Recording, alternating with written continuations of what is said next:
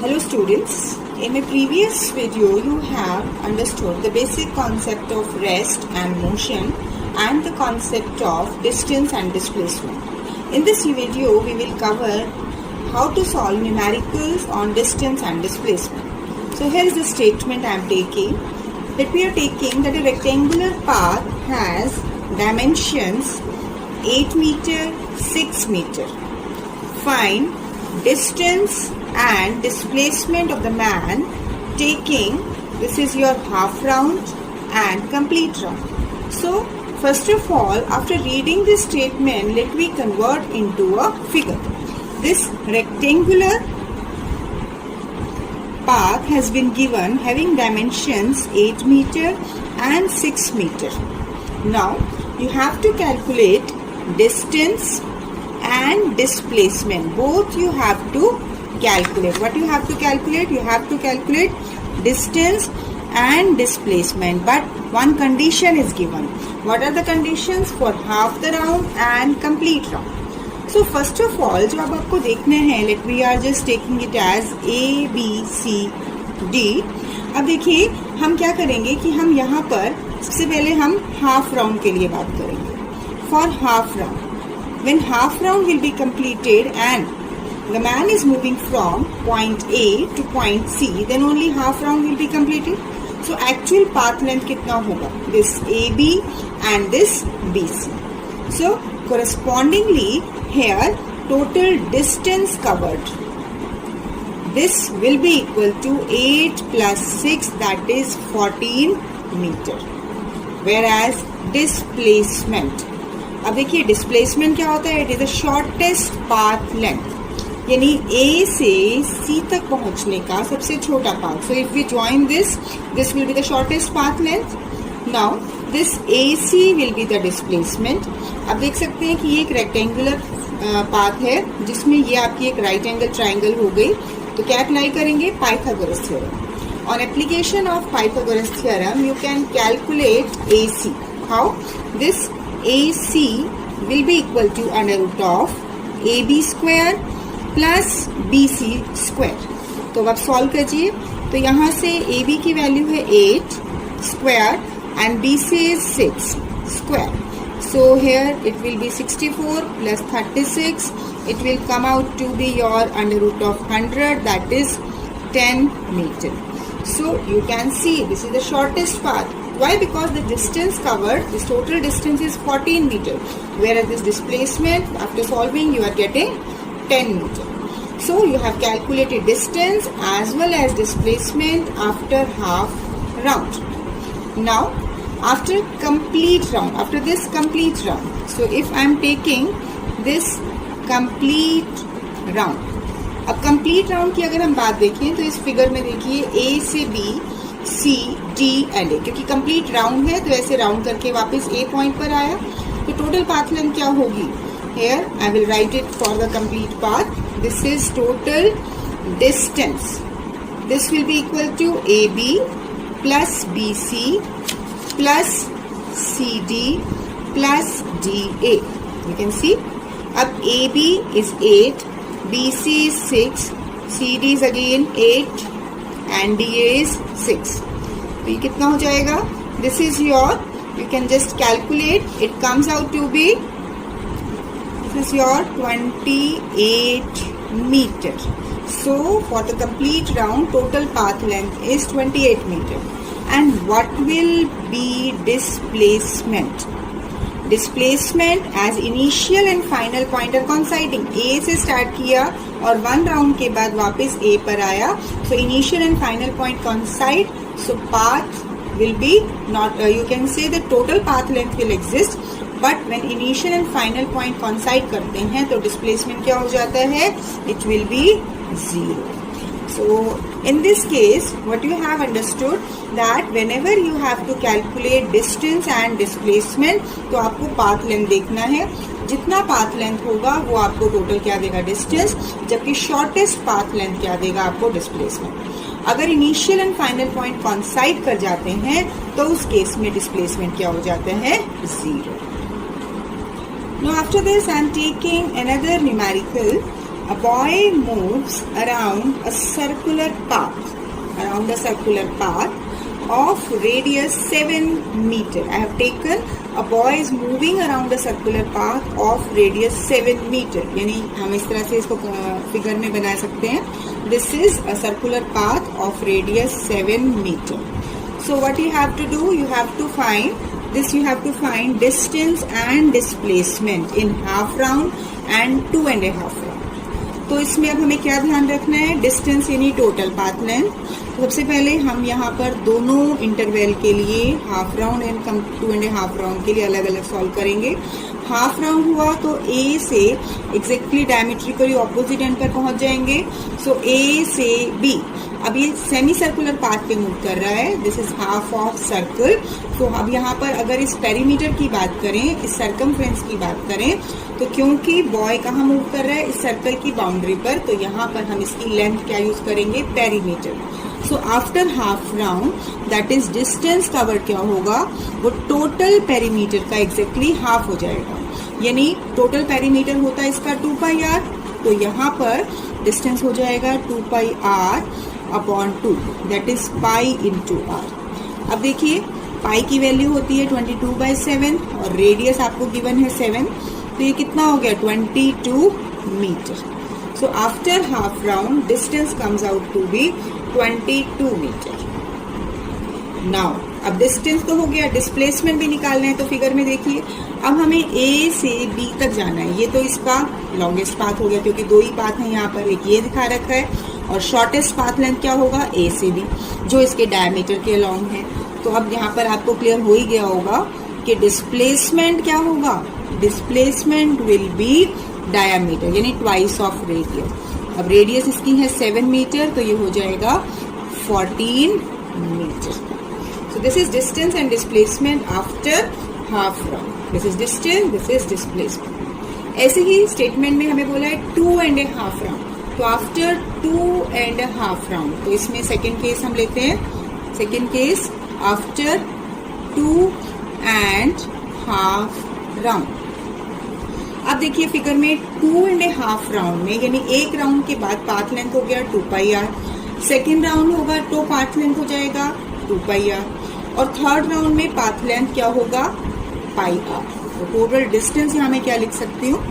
This distance is 2 pi r first round के बाद, 2 pi are second round के बाद और थर्ड राउंड के बाद हो गया पाई आर.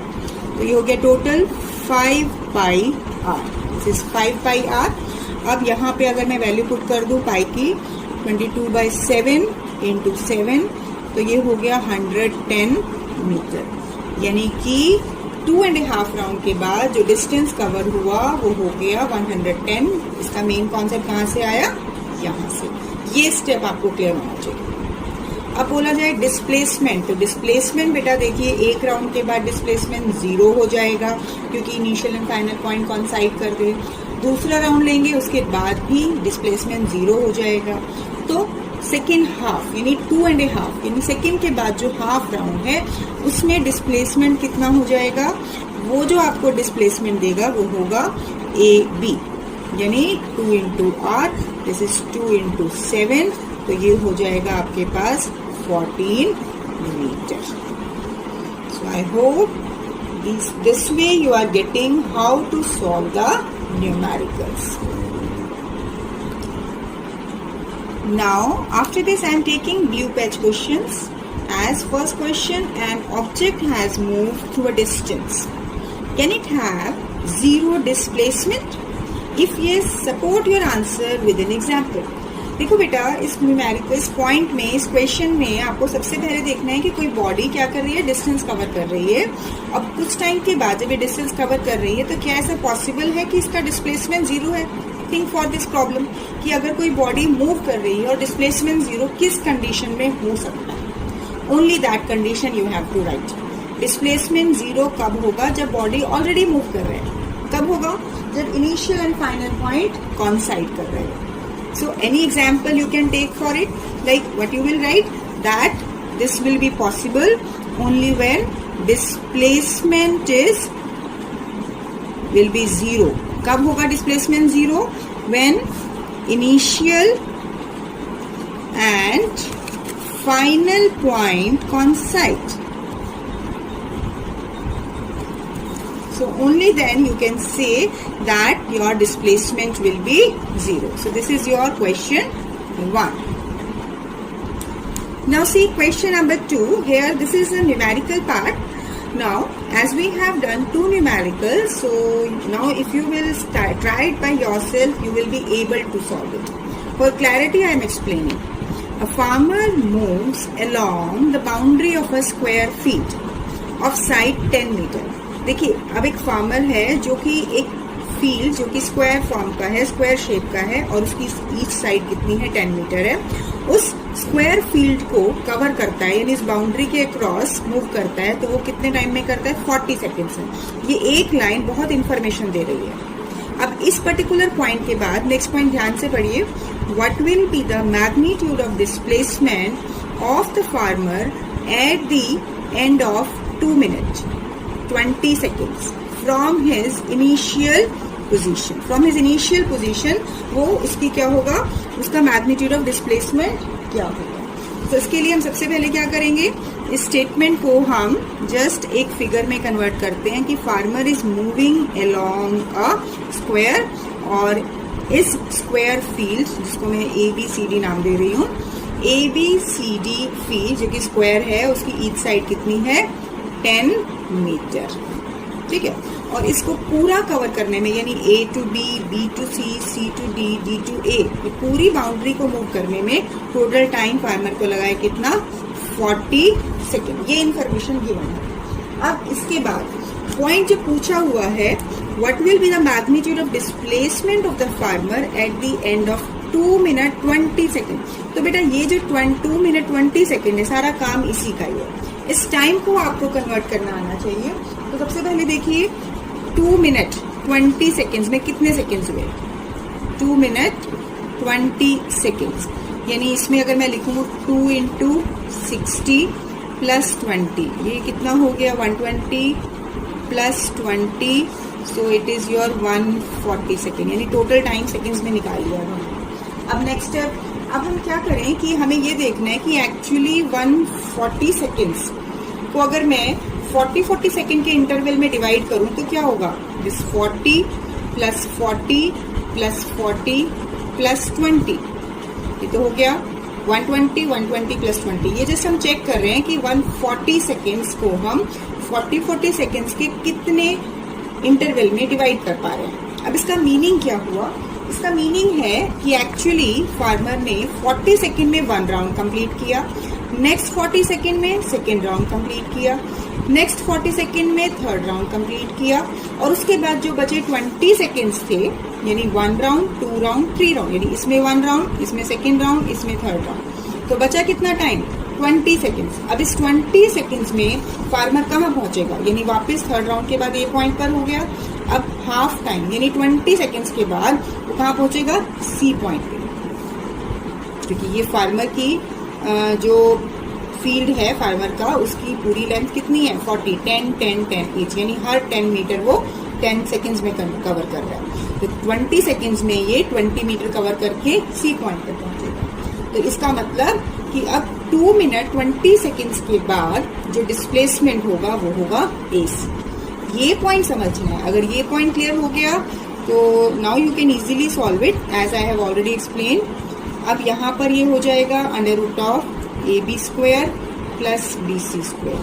तो AB की वैल्यू है 10 और BC की वैल्यू भी है 10, तो ये हो जाएगा 10 स्क्वायर इंटू 1 प्लस 1। इसकी और कैलकुलेशन आप कैसे भी कर सकते हैं, 10 under root 2 metre. So this will be the displacement.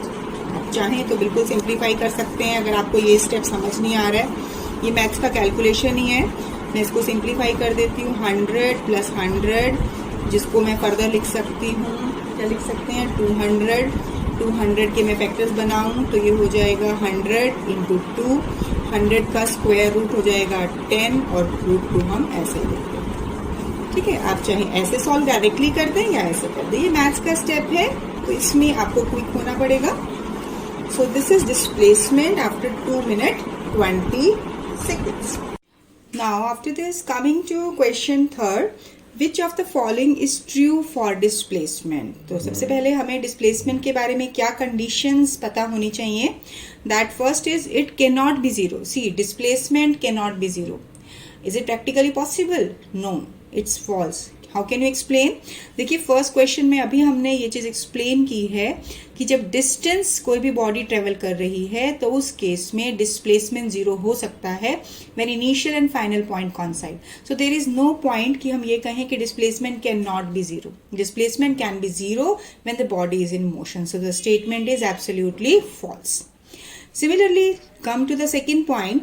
Magnitude किसके बारे में बात कर रहे हैं? डिस्प्लेसमेंट की. Magnitude of displacement is greater than the distance travelled by the object. Magnitude of displacement is greater than, see, distance covers the total path length and displacement is the shortest path length. So what we conclude कि distance can be greater than displacement but displacement can never be greater than distance. So what we will write here, we will simply write that distance is greater than equal to displacement, hence the statement will be false because displacement can never be greater than distance, whatever is what is asked in the statement. So this statement is also false.